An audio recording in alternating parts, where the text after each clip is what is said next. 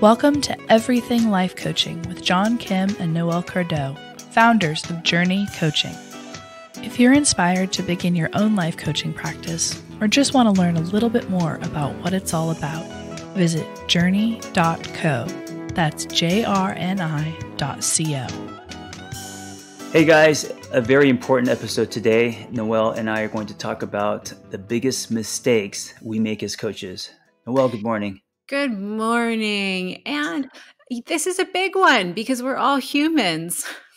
Yeah, and I think that the longer you coach, the more you can make mistakes without really even noticing, because a lot of times mistakes don't have to be obvious. They could be very subtle.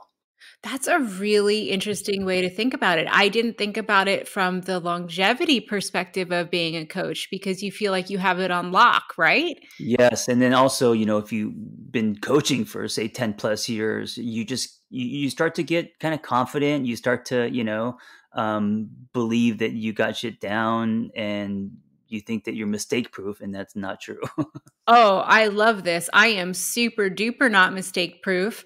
So let's get into it. So the biggest mistake to avoid with a client is imposing your own lens. Yes. Yes. And, we as humans naturally do this. So this is something that we really have to be mindful of and make an intentional habit. I love the intentional habit piece of this. And I think it's especially important for coaches and truly, all helpers to do this work and to have space to explore this. Because if we're coaching, if we're thinking about becoming a coach, if we're working in a helping profession, we probably have massive empathy chips. And people in our life naturally come to us for advice. Yes. And just because you're empathetic doesn't mean you're also judgmental. Maybe not a Correct. lot, but judgment as humans, we all have judgment. We all have judgment. And so what we're talking about here isn't, taking away or denying or negating the fact that we have a lens through which we see the world. It's undoing the impulse that we have to believe that our lens is the best lens. Yes, and as a coach, here's the other piece. Because you wear the hat of a coach, you feel like you have a responsibility to guide, and of course you do. But that bleeds over into you thinking that if you can help your client, then it makes you a better coach. And so you try everything you can to help your client. And sometimes that's when you're irresponsible or boundaries are blurred, or you put your judgments on your client. And it could all be coming from a good intention, but sometimes we tie our value as a client or as a coach to the client's performance, and so that's why we can put judgment without realizing we are. Very much so. So let's take a second to just peel back here and revisit what the work of coaching is. The work of coaching is to partner with your client in a co-creative space. You cannot do this alone as a coach, and you cannot do this alone as a client, to create pathways towards the client's learning, discovery, action steps so that they can make their own choices and act in their own self-interest. Mm-hmm. Yeah. So let's talk about the undoing process. When we first become aware of the fact that we have our own lens to the world, I think that the word here we have to lean into, and it's a word that people don't like to examine for themselves, is ego. With any coaching, there's going to be ego. There is going to be ego. So tell me about this, John. How have you experienced ego? How have you seen it manifest in others? What is true for you? For me, I notice ego growing when I feel like I know what's best for the client. I notice ego growing over time when I've done it for a long time, and I think I know, how a session should go and what's best for the client. I notice ego also, as a someone who's producing content and is a quote unquote influencer. I notice ego when they tell me that they've been following me for a long time, or that they read my stuff for some reason. Yeah, All those that's things. Yeah, so something similar happens for me. I start to experience ego in coaching when my client hits on a topic that actually have expertise in, that I have a diverse background in. And what it feels like for me is this little bubbling. You know, when you're sitting in class and you know the answer and you just want to raise your hand and it's like, me. I know the answer. And that's what this feeling is for me. So, and as you guys, as you're listening, this isn't bad. It's part of being human, but the work of coaching is to get in front of these ego driven feelings and begin to recognize them as they enter the coaching space. So you can say, oh, hey, ego, just sit in the corner quietly till we're done the session. Right. And it's really interesting because it's a double-edged sword. So for me, relationships and dating and all the things that I've written about, I feel like I'm okay at. And so of course in that space, ego grows. Uh, it's really interesting to balance what is ego and what is actually like you're actually really good at it, you know? Yeah. So there's a huge difference between feelings and facts. And when you're in the coaching space and you're giving empirically based knowledge, when you're sharing science, when you're sharing techniques, when you're sharing things that are factual and true that you can present to your client for their own self evaluation, that's when it's okay to share. And that's when it's okay to, lean on your expertise. But where this stuff gets in the way is when there's an impulse and you make it about you. And I remember when we were training coaches one time, you gave a really good technique for this, that if you have an impulse to share a personal tidbit about you and make it about you and your story in session with a client, ask yourself, is this going to enhance the session? Yeah. And a lot of times it actually doesn't. It's just going to enhance one's own ego. That's And true. and a lot of times we don't realize it until we've all until the session's over or when we're reviewing. At least in my case, a lot of the mistakes that I've made, I didn't know that I was making the mistake at the time or didn't attend to. But whenever I kind of replayed the session back, then I'm like, oh, I wonder if the client took it the wrong way, or I wonder if my ego got in the way here or over here. Yeah, and the point of this is that we want to avoid projection because somebody might have a similar experience to us or somebody might have the same activating event, but they will have a completely different experience in the world because they're a completely different human. So we want to avoid projecting or predicting what our clients will experience based on our own lives. So what also makes it difficult is with coaching because there's more room for possible suggestions or advice or sharing your story more so than say a therapist or in the clinical world. There is more chance to be irresponsible. There is more chance for projections, right? Yeah. So let me model a couple of different ways to do this. And we talk about this a lot as a touchstone. And I think it's a good one because it relates to so many people. Divorce. Hmm. So if your client comes to you, you're divorced, I'm divorced, and they say, I think I want a divorce. If I were acting incorrectly and making it about me and not fighting my impulse to share my own story, I might say something to the effect of, "Oh my god, let me tell you about my divorce." Right, right. Um, but if I was using my story and my impulse to really pull from empathy and enhance the session, I might say something like, "Whoa, those are some pretty big words. Tell me how you're feeling right now." Absolutely. So you're making it about them, and you're bringing it into the moment, and you're not putting your story or or your thoughts or your opinions about divorce and your experience on the client.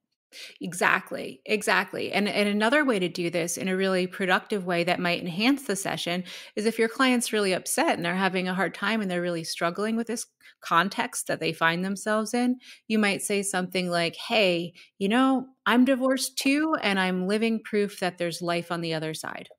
Right. Right. Now, what do you do if a client wants to know a little bit more? Oh, you're divorced. Tell me how you got through it. Give me your story. What do you do as a coach? Yeah. So for me as a coach, I would say, hey, I really appreciate that you want to hear. And another time we can certainly talk about my story, but this session is about you and how you're going to get through it. So my story actually won't help you. Let's take a look at your life. Yeah, that's bringing hitting the ball back, making it about the client again. And being really honest in the moment too, and again, as you know, as painful as it might be for you, if you're really dying to get your story out, your story will not help your client. The only way out for your client is through. Yeah, I agree. But at the same time, if you and your client you guys haven't seen each other for a long time, I do think the way that you offer your story is important. So, you're not saying that this is going to work for you because it worked for me. You're not saying that this is how you should do something. But I do think that being transparent a little bit and showing who you are and telling your story, sharing it, as long as it's going to benefit the client, can produce trust, can produce glue. It humanizes you, so that's a good thing. I love that. I love the humanization. And Yeah. speaking of being human, I have another topic that can get in the way and cloud your lens as you're working with clients. And it's a sticky one. How about jealousy? Oh, interesting. So, Mm. what do you mean by jealousy? How would that play out in the room with the session in session? Yeah. So as coaches, we're human. We are so human. And there are things in life that we want for ourselves. And if our client comes to the space and is all bouncy and happy and says, hey, listen to this awesome thing that just happened to me, or I got, or achieved, or whatever. And that feeling hits of like, ugh, I Oh, want right, that. Then right. you have an experience of jealousy towards your client. Yeah, for me, living in LA and also in the last, I think in the last 2 years, I started getting clients that are a little bit more higher end. I found myself driving, up in the Hollywood Hills into some pretty amazing houses, and then even a couple clients who are, famous. And it's very hard not to be jealous, and it's very hard not to judge what they're talking about when it looks like on the outside they have so much, right? Yeah, and what I've learned is that, it's important when feelings like this come up not to avoid them or stuff them and deny them because you are on your own human journey, right? So when a feeling like jealousy hits, it's important to greet it and realize, hey, it's here. This is real for me. I'm experiencing it. And just as you said, your clients are also real people. So we will all, in the context of our coaching relationships, experience highs and lows together. Yeah. And, here's another example. What if your client has gone through what you've gone through, say, for example, a divorce, but your client, quote unquote, gets on her feet or gets over it or moves on, in half the time that you did. maybe you're jealous of their progress.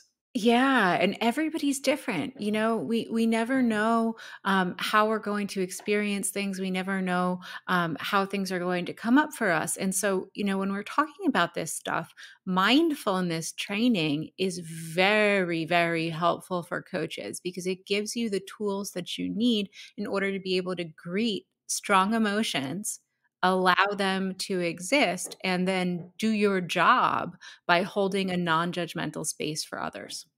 Yeah, absolutely. And so with mindfulness, do you actually, before going into a session, remind yourself to be mindful, or does it come naturally for you because you've been doing it for so long? Well, I have to say that my journey with mindfulness has mostly come from my job running our company, where I've needed to learn to practice a stance of non reaction and non judgment in Yeah. order to make good decisions. And I think that skill of practicing a space of non judgment or non reaction in order to make good decisions translates into coaching, where you need to be able to ask good questions. Yeah, and So, I've been observing you and experiencing you from the birth of our company and all the way to the evolution of it and how it's growing where we are now. And I've been noticing that. I've been noticing your practice and also reminding myself just by seeing you, not by anything that you've said, if that makes sense. that's awesome, and thank you for Yeah. that compliment. It's something that I've been working really, really hard on, and it has changed my life in so many ways. Just to kind of feel like I'm surfing through different emotions and not Yes. letting them Yes. overtake me. Yeah, and I don't want to get off track, but I remember one of the things that you often say that helps me a lot, and it's like, is it going to matter? 3 years from now, 5 years from now, like what you're experiencing now, will that actually matter? And for me, that's actually you being mindful. That's you coming back to the present and not allowing thoughts and drift to suck you under. Of the future and the past. And this actually applies to coaching in terms of strategy, right? If our minds are too stuck in the future or the past, we're not going to be able to realize the resources that we have in the present. So being mindful and really guarding that presence and that space of non-judgment for yourself and your clients allows both of you to harness all of the resources that are in front of you at any given time. So let's talk about actual tools for when you're in session and you're starting to experience these emotions and kind of things are flying at your head. And what do you do? So what advice can you give our listeners? What would you do? So what works for me is kind of really simple steps that I could just kind of hold on to, keep in my back pocket, that aren't long-winded and complicated. And if you know me, that's just how my brain works. That's how I write. Everything is very kind of to the the basics. And so for me, it would be pulling from curiosity. I don't think you could be curious and judgmental at the same time. And if I go into a session with the intention and in the forefront of my mind to be curious, then I'm a lot less judgmental. There's a lot less ego, and I'm discovering and I'm using the session to kind of explore and expand instead of push my thoughts or control, the session. That's really beautiful, and I'm gonna follow up right on your thread of curiosity and say that the actual behavioral marker here is asking more questions. Get Hmm. curious and ask more questions. If you start to notice your own lens, your own assumptions, jealousy, interruptions coming into the play, stop, drop, and get curious about your client. Yeah. And this is a twofold process. Number one, it'll get you out of your own head. If you really work to seriously understand your client's world, their underlying beliefs, what they're thinking, what they're feeling, what they're saying, what they're doing, your client becomes a puzzle, Hmm. and your client will experience a deepening sense of intimacy. Because when someone sits and asks you a bunch of questions about your life, you feel wonderful. Yeah, absolutely. And I also want to remind people, when it comes to curiosity, also put that on yourself. What can be damaging is after a session, if you start judging yourself because you might have unintentionally been irresponsible or made it about you or whatever. Then you don't want to compound that by judging yourself as a coach. You want to be curious on where that comes from, and that's what's going to get you to improve and be better in the next session instead of becoming afraid. Oh, yeah. And being transparent about the fact that you're human is always okay. It's always okay. So if you find yourself stuck in session, it's okay to say to your client, "Hey, client, I'm really sorry. I was just accessing my own memory. I was having a Hmm. memory of something that happened to me, and that wasn't fair. That wasn't about you. So let's regroup and take a look at your life and tell me what you're experiencing." Yeah, I love that. I think um, when you're not transparent, when you do try to hide things or sweep things under the rug, and you think the client's not going to notice, they do, and it kind of breaks the trust. Yes, very much so. I actually had a client ask me in session if I was judging her. And Mm. to be honest, I was. I was. I was I Right. I was accessing my own memory, and I was thinking about something that had happened in my own life, and I felt fear that she was gonna go down a road and do the same thing that had caused damage to me. And she caught that right away, and I was honest in the moment, and I said, "Yes, I am accessing my own memory. And I was having that feeling, and you're right, and I'm sorry, and give me a second and let's keep going." I And love that.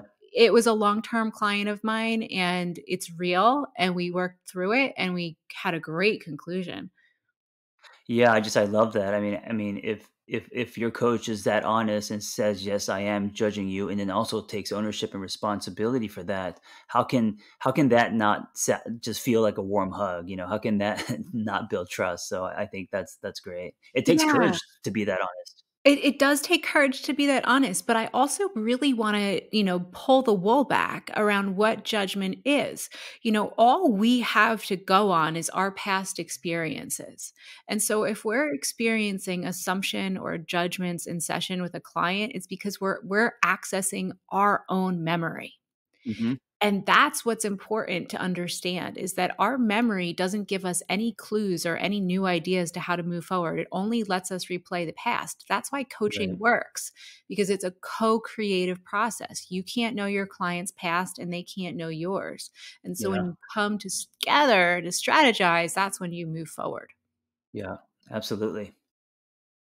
I want to pull back and say also, this isn't just about coaching. What we're talking about is a human thing. And if you're not a coach, but you're listening because you're curious about coaching, you have interest in coaching, you could start applying this to yourself in your life today, whether you're a coach or not. And we do have students in the JRNI Coaching Intensive who come through the program just to gain these life skills to apply as managers, as parents, as Right. partners. And the skills of coaching, CEOs of startups. CEOs of startups, and these are human skills across the board. Hmm. You're absolutely right. I love it. Thank you so much for the dialogue this morning. Absolutely. And be well. I'll talk to you next time. Ready to cut through the BS of becoming a coach? Snag John and Noelle's 6-step guide to becoming a life coach at jrni.co/everything. That's jrni.co/everything. If what you've heard here today speaks to you and you want to learn a little bit more about becoming a coach, visit jrni.co, jrni.co. We've graduated nearly 1,000 coaches and offer vibrant community, strong lifetime support, and world-class coaching education. We're fully ICF accredited and look forward to watching how you use coaching to make a bigger impact in the world around you.